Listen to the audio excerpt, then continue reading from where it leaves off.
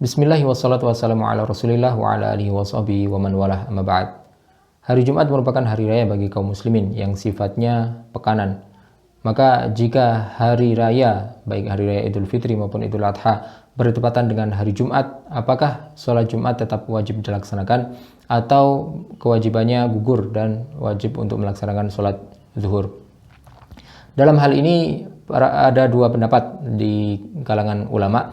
Yang pertama, pendapat mayoritas ulama dari madhab Hanafi, Maliki, dan Syafi'i menyebutkan bahwasanya sholat Jumat tetap wajib dilaksanakan jika bertepatan dengan hari raya, walaupun sudah melaksanakan sholat id sebelumnya. Sementara madhab Hambali menyatakan bahwasanya sholat Jumat menjadi gugur kewajibannya jika sudah melaksanakan sholat id.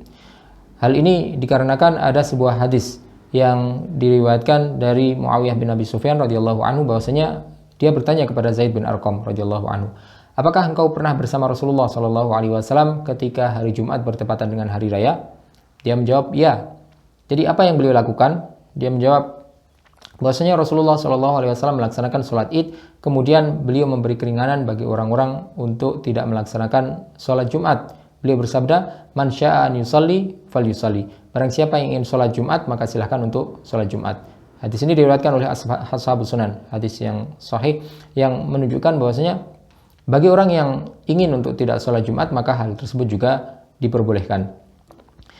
Ibnu Taimiyah rahimahullah menyebutkan alasan kenapa sholat Jumat menjadi gugur kewajibannya ketika bersamaan dengan hari raya jika telah melaksanakan sholat id.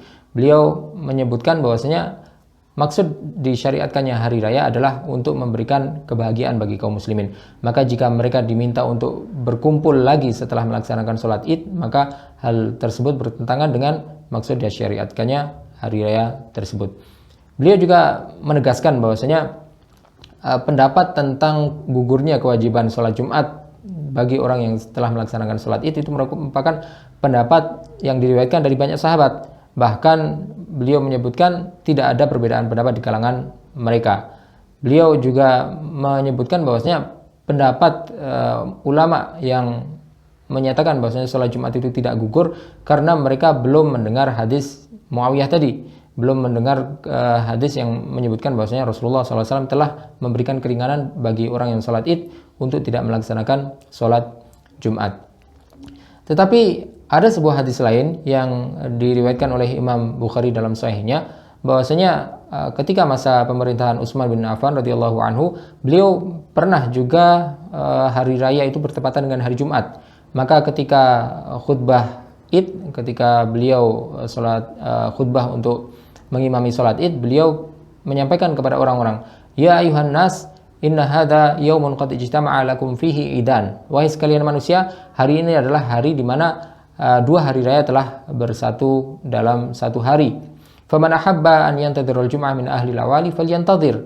Maka barang siapa yang ingin untuk menunggu datangnya waktu Jumat dari para penduduk di luar kota Madinah, maka silahkan untuk menunggu. Waman ahabba an yarji faqad adintulah. Dan barang siapa yang ingin pulang, maka telah aku izinkan.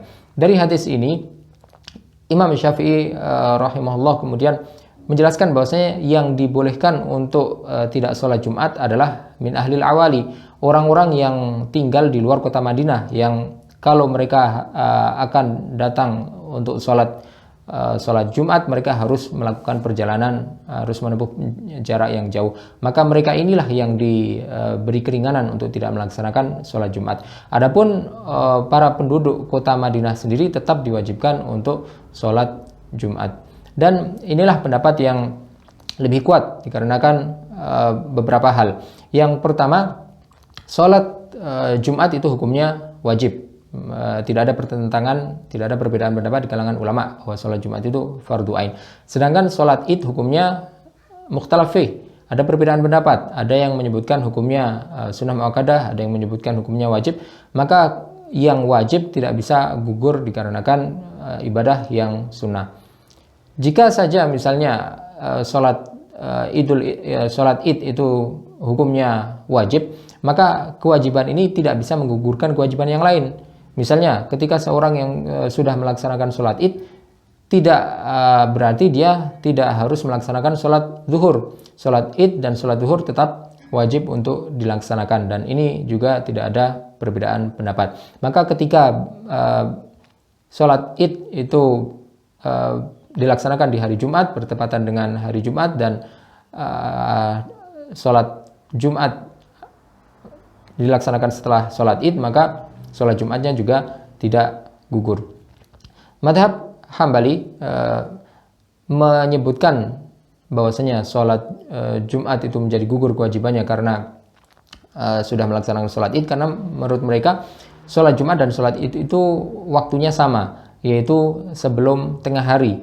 Maka jika sudah melaksanakan sholat Id yang mana waktunya sama dengan sholat Jumat, yaitu sebelum tengah hari, sebelum masuknya waktu zuhur, maka salah satu kewajiban itu menggugurkan yang lain. Akan tetapi seperti tadi yang dijelaskan bahwasanya sholat Jumat itu adalah sholat yang fardu ain, bahkan kewajibannya disebutkan secara langsung dalam Al-Quran. Allah SWT berfirman, "Idza nudiya lis-sholati min yaumil jumu'ati fas'au ila dzikrillah." Jika telah diseru panggilan untuk sholat di hari Jumat, untuk sholat Jumat, maka bersegeralah untuk dzikrillah, untuk mendatangi seruan Allah SWT tersebut. Sedangkan sholat Id hukumnya mukhtalaf, apakah sunnah ataupun wajib. Maka yang dibolehkan oleh Rasulullah SAW untuk tidak sholat Jumat sesuai dengan hadis Muawiyah itu dijelaskan oleh hadis yang diriwayatkan oleh Imam Bukhari, bahwasanya Utsman menjelaskan yang dibolehkan untuk tidak sholat Jumat ketika sudah melaksanakan sholat Id adalah orang-orang yang berada di luar kota Madinah, karena mereka kesulitan untuk bolak-balik menghadiri masjid 2 kali dalam 1 hari dalam waktu yang berdekatan. Wallahu a'lam. Wassallallahu wasallam wa baraka ala sayyidina Muhammadin wa ala alihi wa sahbihi ajma'in.